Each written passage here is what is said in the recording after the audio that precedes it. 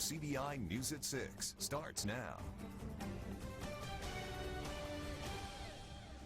Good evening, everyone. Thanks so much for joining us at 6. It's a day business owners and their clients have been waiting for almost 2 months. More businesses are now opening their doors after a mandated shutdown over COVID-19. Riley Martin shows us how things were looking at a Pontotoc gym. 300 Fitness opened its doors Monday morning and business was steady as members were ready to get back into the gym. It is the first time Dustin Talley has been in the gym in 7 weeks. We're kind of getting back to normalcy. Talley was one of the first members at 300 Fitness and was glad when Governor Tate Reeves allowed gyms and salons to reopen. 300 Fitness co-owner Wesley Bray says the governor's mandate to close gyms and other so-called non-essential businesses has caused a lot of hardship. In fact, Bray opened 300 Fitness 2 weeks ago, but shut it back down after he was cited by the police for defying an executive order. Bray says small business owners care about their customer safety and health, but they also have to pay their bills and provide for their families. It's one of the things that, we got to have common sense about things. You're more likely to die in a car accident, than something from this virus. And I think it's just something that we definitely want to keep everybody's, health in mind and keep everybody safe. But it is something to where you reach a point of where the cure is sometimes worse than the problem. Talley said he appreciates social distancing guidelines and extensive cleaning at 300 Fitness, and he also hopes government leaders will learn from this experience. And throughout this, we've learned you can't shut the state down for 6 to 8 weeks. So we've got to regroup and come up with a plan that if this does happen again and when it happens again, we've got a plan in place that we can attack this and make it safe for everybody. Bray is optimistic that support will be strong for 300 Fitness and other local small businesses as the economy opens back up. In Pontotoc, Riley Martin, WCBI News. Bray says he had to lay off some employees as the shutdown was extended, but they are now fully staffed. Well, fitness clubs in Columbus also opened their doors this morning soon after gyms were forced to close. Fitness Factor owner Beth Jeffers says they had the floors professionally cleaned and sanitized. Now equipment is marked off and the floors are marked up for classes to maintain social distancing. Jeffers says that she wants to make sure that members feel safe while they work out. A fitness facility is a positive place, so people are happy to come back. They seem upbeat and excited, and I think one of the hardest things for everyone, especially here and I think in most everywhere, is that just to remind yourself to social distance. We've been waiting for this day, and Beth Jeffers did a great job. Everything's clean. She has wipes, disinfectant, and it was a great workout, and I'm so glad I've been waiting for this day. The Fitness Factor is still offering online gym classes for members that aren't quite ready to go back in person. And Governor Tate Reeves' order, restaurants are now allowed to open their dining areas with no more than 50% capacity and other restrictions. Several businesses have opened their doors for customers, but some say they're going to stick to curbside orders for a little bit longer. Managers of Breaux Bridge and Zachary say now isn't the right time to reopen. They're opting to keep their dining areas closed until the threat of COVID-19 is lower. Even with masks and gloves, they believe there's still a possible risk of transmitting the virus from employees to customers. Managers say they'll be keeping an eye on the numbers around the state to determine a safe time to reopen their dining areas. We just feel that it's a bit early to be serving the customers face-to-face, so we'll continue to do to-go until we feel that it's a bit safer for our staff. Just to ensure safety, we don't want anyone getting sick here. We don't want our customers to get sick. We just really want to give the best service that we can. We believe that profit is not what you're looking for right now. Safety of our people, safety of our community is what we've got to put first. Kilpatrick says Breaux Bridge will provide customers with dine-in services later in the month of June. If you've gone to the grocery store recently, you might have noticed the prices for meat, especially beef and pork, have gone up. Some products are becoming more scarce. COVID-19 is forcing many meat processing plants to close, limiting the supply coming into stores. Our Quentin Smith visits 2 local markets and has more on how they're handling the rise in supply and demand. As Sam Ferris stocks his shelves, he knows getting these meats to sell to customers is coming at a premium. The beef prices have gone up, I would say, somewhere in the neighborhood of, it could be as high as $1 or $2 a pound, and sometimes as low as 25 to 50 cents per pound over a given week. Ferris says it's all due to the supply and demand of the meats, which has skyrocketed in light of the global pandemic. The business owner does not believe there's a meat shortage. Instead, he says customers started panic buying the meats, which then prompted warehouses to cut back on how much they're distributing. The warehouses themselves are the ones that ultimately decided to pump the brakes and say, okay, let us regroup. We're going to slow things down for a few days and get it back to normal. And they've been encouraging us as store owners to really encourage our clientele to buy at normal rates. Ferris says he would get roughly 10 cases a week on specialty cut steaks. Now he's only getting 6 or 7. But his store isn't alone. Todd's Big Star is also feeling the impacts of operating under a limited supply of goods. We're having trouble getting everything we're ordering.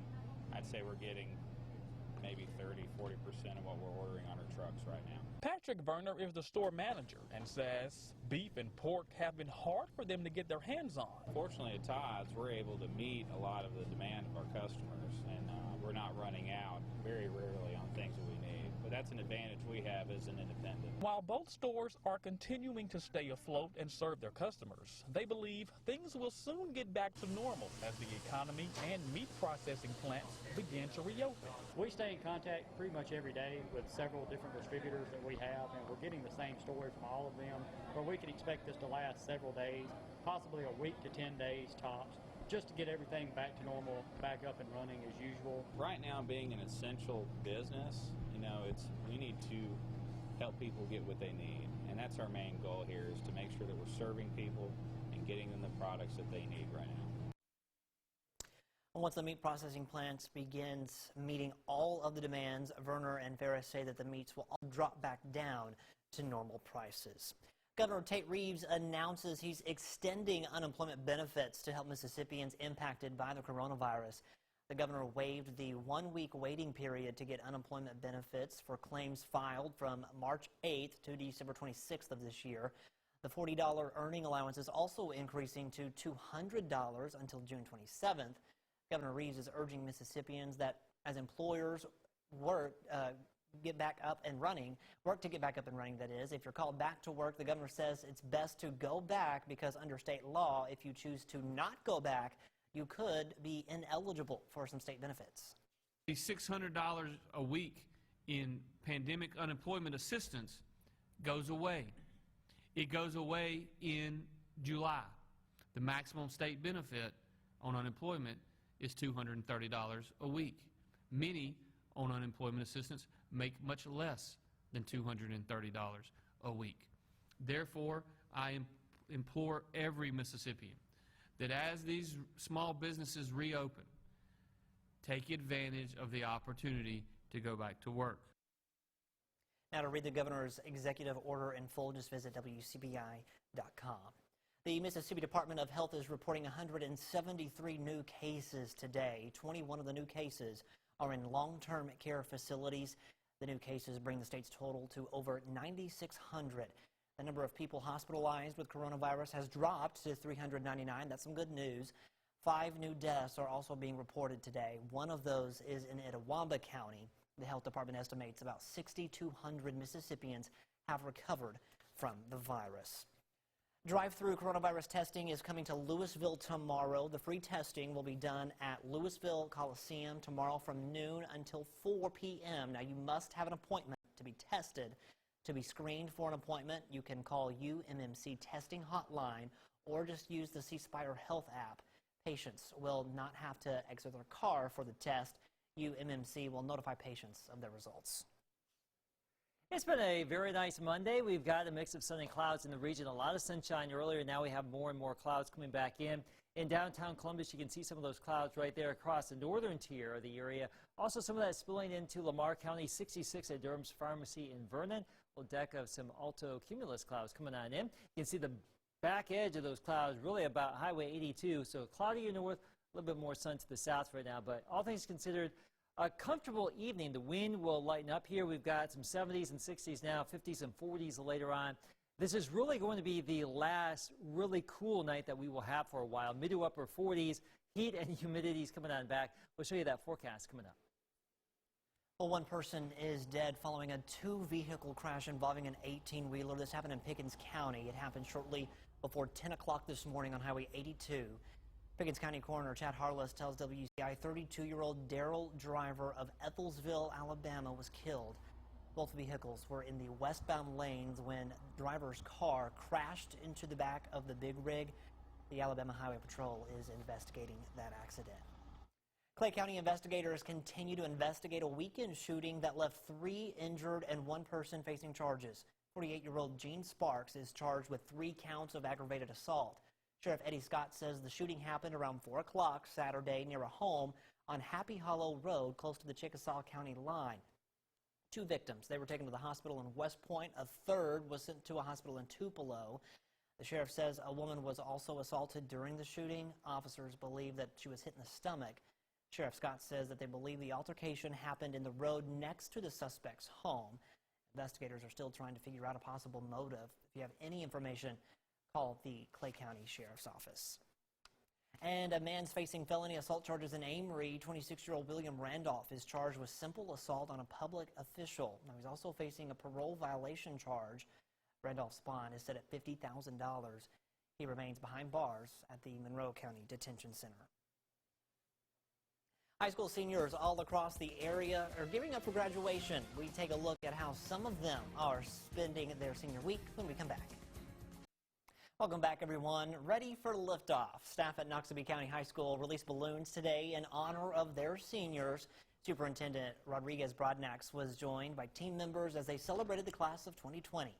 Graduation is less than 2 weeks away. The 101 graduating seniors, they'll get their diplomas May 26th at 6 p.m. on the football field in a drive-through ceremony. Everybody feels forgotten about. They feel that COVID-19 stole their moment. And so for people to actually take into consideration their feelings and put together small events for them, it shows a lot. The city of Macon also plans a parade through town in honor following the diploma ceremony. So plan to be downtown on the evening of the 26th to cheer on the seniors on their graduation day. Well, there is a week full of activities on the calendar for seniors at Pontotoc High School. Administrators with Pontotoc City Schools, they wanted to do something to help the class of 2020 remember what is a unique senior year. So today, seniors took part in a scavenger hunt. More than 20 places were on the list for the scavenger hunt, and each stop had a special significance for the graduates. We're definitely really appreciative of everything they're doing for us. Like, obviously, we all have friends at different schools, and they're not getting the same thing. And I mean, we just really thank the school district for that kind of stuff. It's kind of like reliving our past. You know, we came up and there's stuff that inside jokes that we didn't even know people knew other than us, and they're letting us relive that through the scavenger hunt, and it's a pretty cool experience. Seniors got a parking pass to Friday's graduation after completing the scavenger hunt. The drive-in graduation will be at the Pontotoc Ag-Rice Center. Here in Columbus, it's the teachers' turn to be recognized. The Columbus High School PTO set up in front of the high school, handing out ice cream, cupcakes, and a gift card to Starbucks for the teachers. Teachers drove by until noon today to grab their goodies. They even got an award that said they're worth $1 million. Now, the event was originally planned for Friday, the last day of Teacher Appreciation Week, but it was postponed due to all that rain that we had on Friday. Now we're going to send things over to Chief Meteorologist Keith Gibson. No rain to talk about today. Gorgeous weather today. It was perfect. Picture perfect. Now, still a chilly night tonight, Scott. Our overnight lows, the trends, look, they are going up into the 60s. So if our nights are getting warmer, the days will be getting warmer. Let's just say they're going to be getting hotter, too, more humid. We'll talk about it next. First Alert AccuWeather forecast with Chief Meteorologist Keith Gibson. Let's start out this evening with a view in downtown Tupelo. We do have some clouds that have moved on in after a pretty sunny start. Now we're overcast, 66 degrees. Can't rule out a sprinkle across far northern Mississippi this evening, but most, if not all of us, will remain dry. More sun in Louisville. Look at that, 73 degrees downtown Louisville, Mississippi. We are looking to the north. Speaking of those clouds, there they are on the northern horizon. And for you this evening in Louisville, we've got 70s now into the 60s after 7 o'clock, and then 50s and then 40s. Mid-40s for lows tonight. It is looking like a nice and quiet night. Cool around here. It's been that way, but summer's coming on back. More heat, more humidity. We've been protected with a series of high pressure systems coming in from Canada that has just been reinforcing that cool, refreshing air. But those highs go away. We'll have southerly winds, transport a lot of that moisture, that humidity down there on the Gulf, along the Gulf Coast, and that will bring it up here, and that just means muggier days and nights. Tonight, enjoy it. Mid to upper 40s, pretty quiet out there. The wind will be fairly light. Tomorrow, mid-70s across a good chunk of the area, about 75 in Columbus for you, and Tupelo 73. A little bit cooler in Corinth and right along the Mississippi-Tennessee border. And for you in the West Alabama, also low to mid-70s for you in Verdant, 75 degrees tomorrow. Right now, we are looking at those clouds. Notice how they stretch from about Highway 82 back out towards the high plains. All of that rain is going to stay to our northwest, but we can't rule out one of those isolated sprinkles or showers here during the course of the night, maybe even into tomorrow too, especially across the far northern tier. But most of that moisture will be staying back to our west as we go throughout the course of our Tuesday. As we get into our day Wednesday, more or less the same story here. A fair amount of cloud cover, some sunshine, better rain chances back to the west, and that will be the case as we get into the end of the week as well. Better rain chances generally back to the west in the near term, although some of that moisture will start to creep on in with southerly winds. So we will throw back in the chance for some showers and thunder showers really starting Thursday. Not so much tomorrow or Wednesday, Thursday through the weekend. This is more typical summer fare for us, those pop-up showers and storms that can occur, and we'll just see how it all plays out. But here's our AccuWeather 70 forecast tomorrow, Wednesday.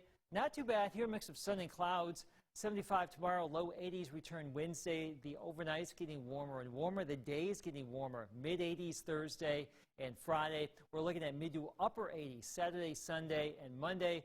Model data suggests we could see some low 90s in here maybe as early as next week. So that's a little taste of some summer here in mid to late May. I was about to say, summer's back. As restrictions continue to be lifted, the Mississippi High School Athletics Association sets a hopeful timeline for high school athletics. More on what to expect in the coming weeks, next in sports. Your WCBI Sports with Courtney Robb is brought to you by your local Ford dealers. Go further. Blue Mountain College didn't have to look too far for the Toppers' first ever women's soccer coach. BMC announcing that Saltillo head soccer coach Matthew Reed will lead the Toppers' inaugural program. The Blue Mountain College alum saying, "It has always been a dream of mine to become a college coach, and I'm thrilled I'm getting the opportunity for a school that is very close to my heart." Reeder finishes his time at Saltillo after 8 years, finishing with a 163-80-4 record for both boys and girls. Although there's no certainty just yet for when high school sports might resume, the Mississippi High School Athletics Association providing a hopeful update. The MSHAA saying the competition, practice, and tryouts are suspended while schools remain closed. However, off-season and summer sports could resume as early as June 1st. The committee is set to meet again and discuss that June start date on May 21st. The American Legion National Committee officially cancels the 2020 baseball season. However, local teams are still permitted to play as long as there's no affiliation to the organization. The Tupelo 49ers head coach McKinley Holland says he plans to do whatever it takes for his team to play this summer. Obviously, safety is always a concern for your kids. I mean, nobody that's in the coaching business is not concerned about safety, but for my kids, I think about myself when I was their age, man, and I'm sitting here thinking if I had to go through this for 3 or 4 months without a game that I love playing, I mean, it's heartbreaking. You know, a lot of them may have lost their last opportunity to play a high school game. A lot of them were absolutely on fire during their JUCO seasons, and a lot of them were looking for more at-bats to turn the corner on a slow start to a season. But for the most part, I mean, my whole driving force behind this is making sure that I do everything right by these kids, because I would hope that when I was that age that my coaches would have done that for me. That's it for sports. We'll have more for you when we come back. Stay with us. All right, let me grab my clicker real quick. How about that, the magic of TV? All right, busted. Yes, I should be paying attention. All right, a mix of sun and clouds across the region right now. We've got some 60s, some 70s. Let's talk about your 7AC. Without this, you couldn't get that. And you want to see summer coming on back, right, Scott? Video upper 80s by the weekend. You were paying attention, Keith. The clicker was just off to the It was side. just That's way all too it far was. off camera, That's all yeah. it was. Thanks, Okay. Keith. Thanks for watching, everyone. We'll see you tomorrow.